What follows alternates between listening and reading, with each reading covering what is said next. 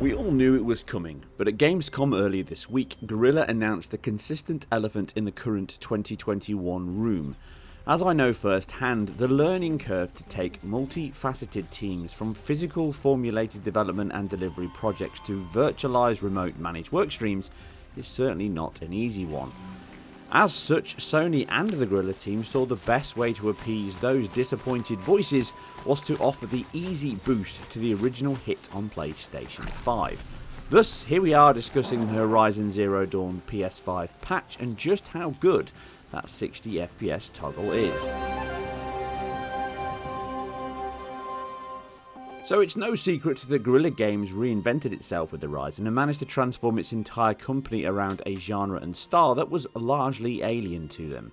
It stood out, and still does, from the PS4 pack as a testament to the best quality of visuals and performance that can be eked from the PlayStation 4.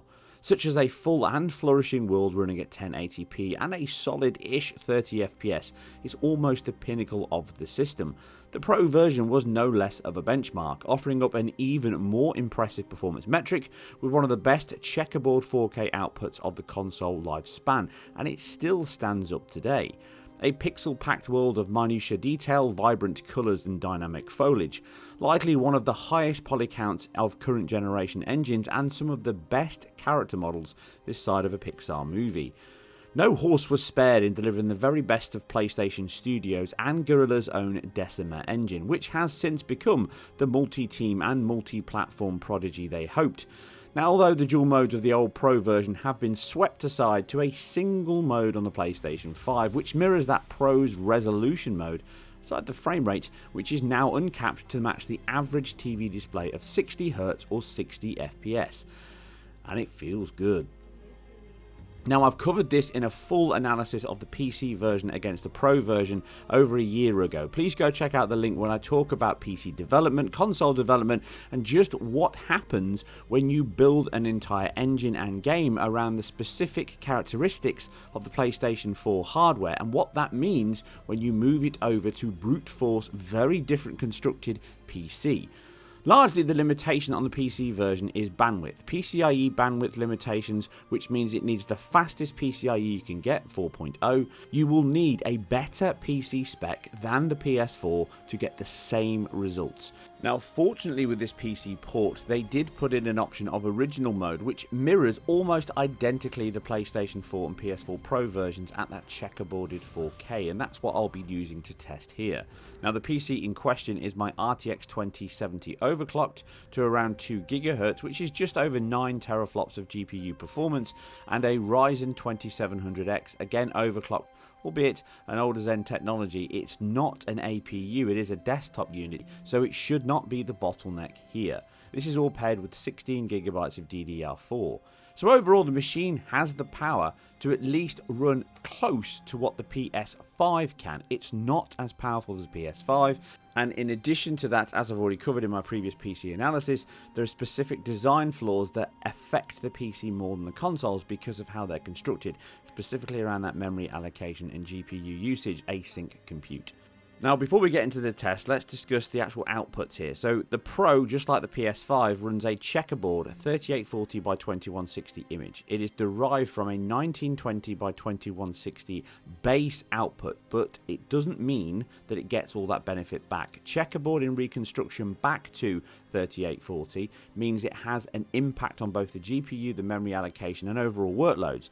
So you get circa around 33% by Guerrilla's own estimations and other teams such as DICE when using checkerboarded techniques. So you save around 30-something% approximately from running it at this level rather than native 4K. And comparing the checkerboard 4K here against PC at native 4K, it's very close. The PC is slightly better. There's more detail refined on those areas of like the thin hair on his beard and his head and some of the textures in his face, but it's very, very close. So much so that at a normal viewing distance, you probably wouldn't tell the difference between this and a native 4K output. And in fact, you can test it at 1620p, as you've just seen on screen, and it's a better image quality on that checkerboard solution than it is on the PC. at 1620p native. So the image quality is somewhere between 1800p and 4K. That's where it kind of sits. Now running this here as test at 1620p, you get slightly worse image quality, although you wouldn't really notice it most of the time, but it is slightly better on performance. It's around 12% more pixels than what's actually being rendered natively, but remember that checkerboard solution does have some overhead to get back up to 4K, and the image quality, as I've just demonstrated, speaks for itself.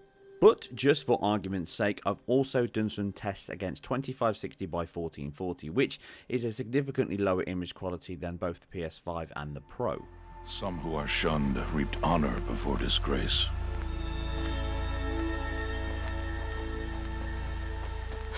So much for tribal law.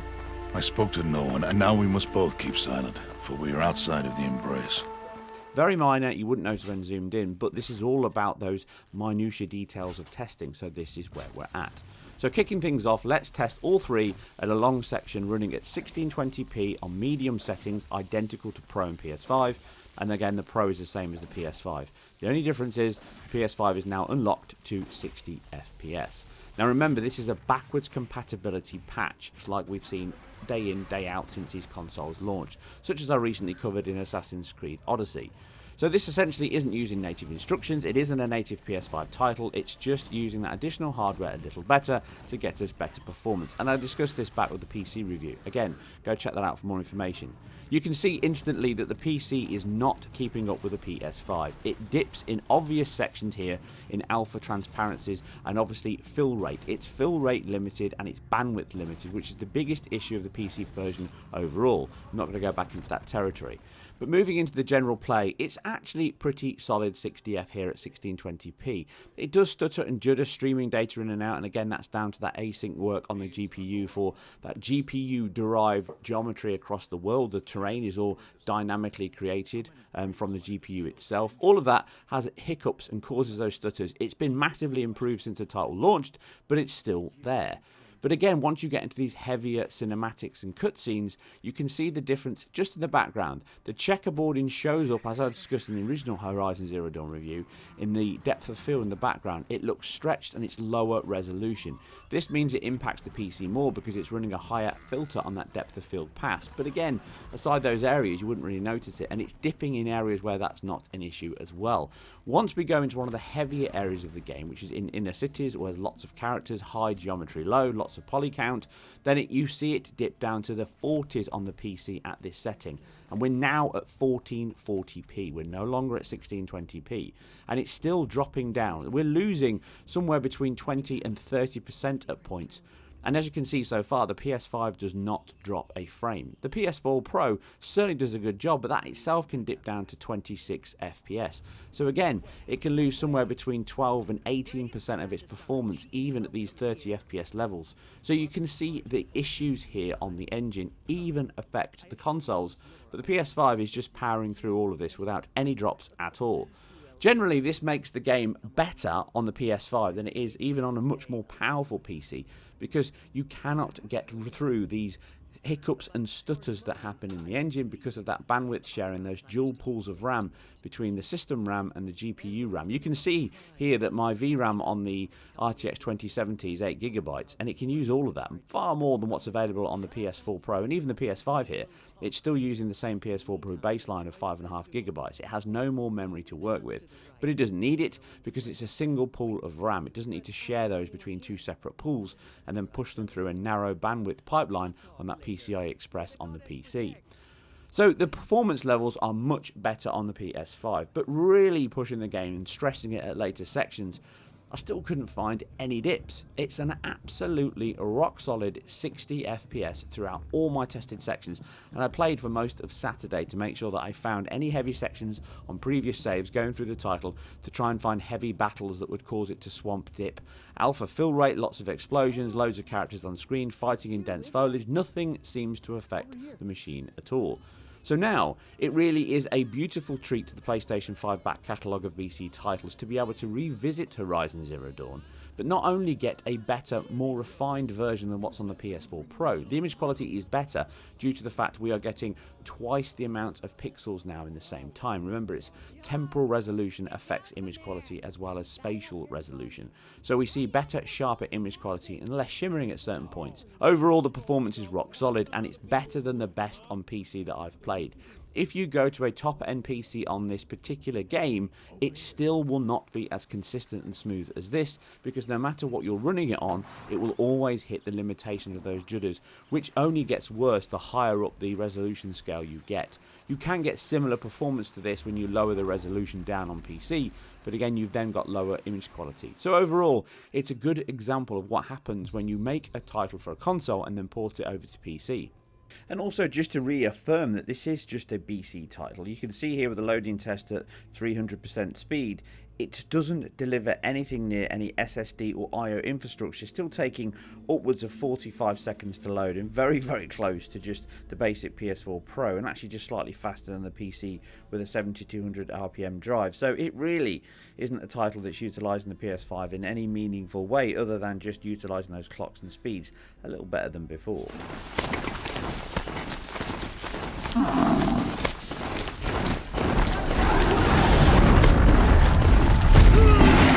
As I discussed at the time, there is definitely areas that developers could improve on the PC port, but they can't fundamentally fix this one issue unless they rewrite large chunks of their engine code to remove that heterogeneous memory subsystem and obviously that async workload in the job queue to work between CPU and GPU. And again, this is all the inherent issues around the engine construction and why it was designed to utilize those bubbles in the GPU queue, and those async jobs really benefit Horizon Zero Dawn. And I'm sure the sequel coming very soon will utilize the PS5 hardware very well.